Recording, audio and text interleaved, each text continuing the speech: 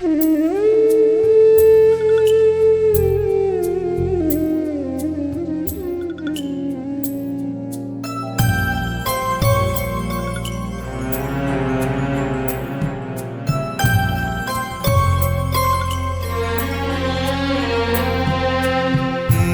যাওয়া দিনগুলি আমায় যে পিছু ডাকে,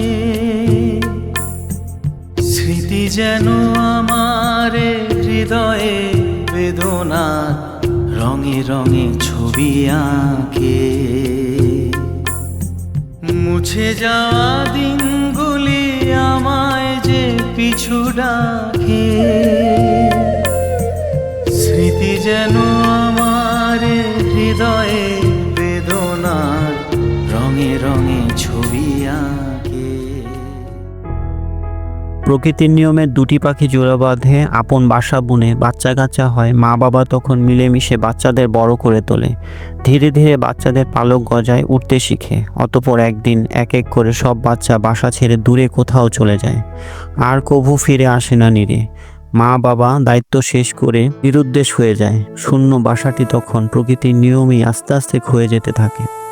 ওদিকে বাচ্চারাও তেপান্তর পেরিয়ে গিয়ে নিজেদের মতো করে জীবন সঙ্গী খুঁজে নেয়, জোড়া বাঁধে, নিজেদের ভুবন রাঙায়। প্রকৃতির খেলা এভাবেই চলতে থাকে প্রজন্মের পর প্রজন্ম ধরে। আমরা মানুষেরাও তেমন। দাদাগাদি করে ভাই বোন একসাথে বেড়ে উঠি, বিদ্যা বুদ্ধি হয়, বিয়ে শাদী হয়, তারপর আরেকটু উন্নত জীবনের আশায় পাড়ি জমায় দূরে কোথাও। সেখান থেকে আর ফিরে আসা হয় না আতুর ঘরে। ধীরে ধীরে ক্ষয়ে যেতে থাকে শৈশবের স্মৃতি বিজড়িত আতুর ঘরটা। নতুবা বিক্রি করে দেয় সস্তা দরে। পাখি আর মানুষের মধ্যে পার্থক্য আছে কোথাও। এগিয়ে যাওয়া সময়ের সাথে পাল্লা দিয়ে এগোচ্ছে শহর এবং গ্রাম। এক অঘোষ ডিজিটাল সময়। যৌথ পরিবার, সম্পর্ক, বন্ধন, আবেগ আর আগেরকার ফর্মে নেই। সব কিছুই নতুন হয়ে এক অন্য আদলে এসে গেছে। বিশাল ভূখণ্ড যেন ভাগ হয়ে গেছে ছোট ছোট দ্বীপে। খুব দ্রুত মানিয়ে নিতে হচ্ছে তাকে। কবেই বাতিল হয়ে গেছে সেই পুরনো কনসেপ্ট। অথচ একসময় যৌথ বা একান্নবর্তী পরিবারই ছিল সমাজের মূল ভিত্তি। সারা বাংলায় সেই আবহের মধ্যেই চলত প্রত্যেকের বেড়ে ওঠা সংসার, জীবনযাপন, ধর্মকর্ম, সুখ দুঃখ, আনন্দ, সব কিছু। আর এই প্রথার শুরু সেই আদিকাল থেকেই, এবং বাঙালি জীবনে 40-50 বছর আগের সময় পর্যন্ত তা চালু ছিল। পরিবার মানে তখন এক বাড়িতে অনেকে মিলেমিশে একসঙ্গে বসবাস। সুখ দুঃখ, আনন্দ শোক, ভালো মন্দ সব একসঙ্গে ভাগ করে নেওয়া। সবচেয়ে বয়োজ্যেষ্ঠ ব্যক্তিটি থাকতেন পরিবারের কর্তার আসনে। তিনি সকলের অভিভাবক, তার কথা মেনে চলত সবাই। আসলে সেটাই ছিল প্রচলিত পারিবারিক সিস্টেম। এক হাঁড়িতে রান্নাবান্না, একসঙ্গে ভাগ করে খাওয়া।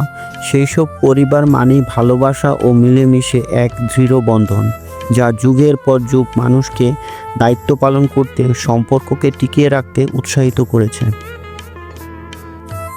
আস্তে আস্তে জীবনের প্রয়োজনে, জীবনের দাবিতে একে একে ছিটকে গেছে সকলেই। ছিন্ন হয়ে গেছে দীর্ঘদিন ধরে টিকে থাকা সম্পর্কের বন্ধনগুলো। সংকুচিত হয়ে গেছে পরিবার কেন্দ্রিক জীবনের স্পন্দন। সবচেয়ে বিশ্বাসের, সবচেয়ে নির্ভরতার সম্পর্কগুলো যেন অপরিচিত আদল নিয়ে সামনে এসে দাঁড়িয়েছে। সম্পর্কের নানা সুতোর বাঁধা মানুষগুলো উষ্ণ সান্নিধ্য ছেড়ে বেরিয়ে এসে ছোট্ট পরিবারে বাসা বেঁধেছে এক চিলতে ঘরে কিংবা এক ফালি ব্যালকনি সমৃদ্ধ কোনো ফ্ল্যাটে। শুধু শহর নয়, গ্রাম শহরতলিতেও এখন একই অবস্থা। সেখানে বৃদ্ধ দাদা দাদি, বয়স্ক বাবা মা, কাকা কাকি, বড় ভাই ভাবি, জ্যাঠা জেঠি নেই। শুধু স্বামী স্ত্রী আর একটি বা দুটি সন্তান। একেবারে নিজের মতো করে নিজের পছন্দে বেঁচে থাকার স্বপ্ন আর অধিকারকে প্রতিষ্ঠিত করেছে মানুষগুলো। পিছনে পড়ে থেকেছে ছিন্ন ভিন্ন হয়ে যাওয়া এতদিন ধরে রাখা যৌথ পরিবারের কাঠামোটা, আর নিঃসঙ্গ হয়ে যাওয়া পরিবারের প্রবীণ মানুষগুলো। আরও ভালো থাকা, স্বাধীনভাবে স্ত্রী সন্তান নিয়ে নিজের ইচ্ছে মতো বাঁচা, এই ইচ্ছেকে রাস্তা ছেড়ে দিতে বাধ্য করেছে সময়।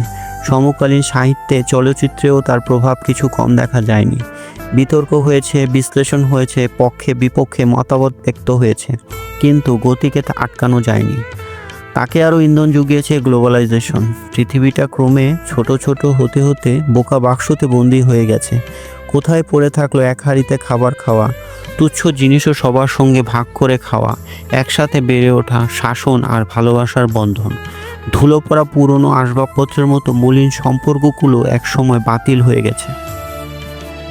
হয়তোবা এটাই নিয়তি, কিন্তু প্রতিটি মানুষ যখন বুঝতে পারে ততক্ষণে খুব বেশি দেরি হয়ে যায়।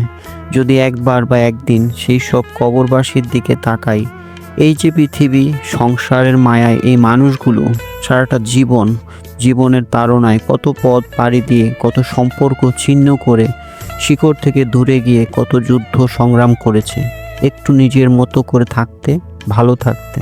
কিন্তু সময়ের ব্যবধানে আজকে সে অন্ধকার কবরে। কিছুই সে নিয়ে যেতে পারেনি, নিয়ে যেতে পেরেছে শুধু এক বুক অতৃপ্ত বাসনা।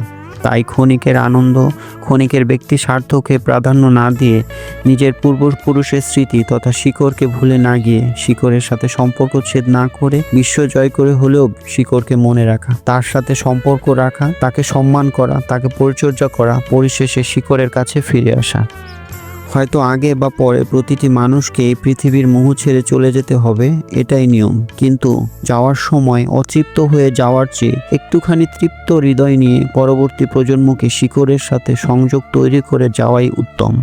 সূরা আল হাদীদের আয়াত নাম্বার 20-এ মহান আল্লাহ তাআলা বলছেন, তোমরা জেনে রেখো যে পার্থিব জীবন তো ক্রীড়া, কৌতুক, জাঁকজমক, পারিপার্শ্বিক অহংকার প্রকাশ, ধন সম্পদ ও সন্তান সন্ততিতে প্রাচুর্য লাভের প্রতিযোগিতা ব্যতীত আর কিছুই নয়।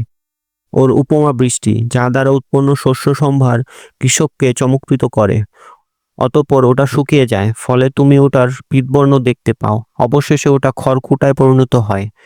পরকালে অবিশ্বাসীদের জন্য রয়েছে কঠিন শাস্তি এবং সৎপথ অনুসারীদের জন্য রয়েছে আল্লাহ তাআলার ক্ষমা ও সন্তুষ্টি। পার্থিব জীবন ছলনাময় ভোগ ব্যতীত আর কিছুই নয়।